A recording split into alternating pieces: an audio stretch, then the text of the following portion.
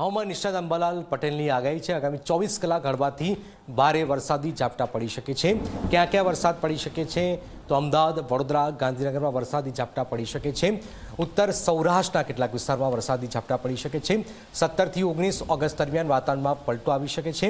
ઓગસ્ટના અંતમાં દ્વારકા, પોરબંદર, જામનગરમાં પણ વરસાદ પડી શકે છે।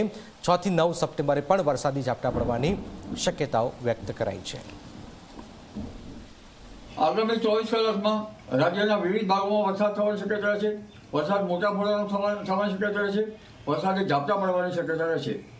લગભગ મધ્ય ગુજરાતના ભાગો, અમદાવાદના ભાગો, ગાંધીનગરના ભાગો, આ ઉપરાંત ઉત્તર ગુજરાતના ભાગો, બનાસકાંઠાના ભાગો, વાવ થરાદના ભાગો અને સાબરકાંઠા, અરવલ્લીના કોઈ ભાગમાં વરસાદ ઝાપટા પડવાની શક્યતા છે। ઉત્તર સૌરાષ્ટ્રના કોઈ ભાગોમાં પણ ક્યાંક વરસાદ ઝાપટા પડવાની શક્યતા છે। સૌરાષ્ટ્રના અન્ય ભાગોમાં પણ ક્યાંક વરસાદ ઝાપટા પડવાની શક્યતા છે।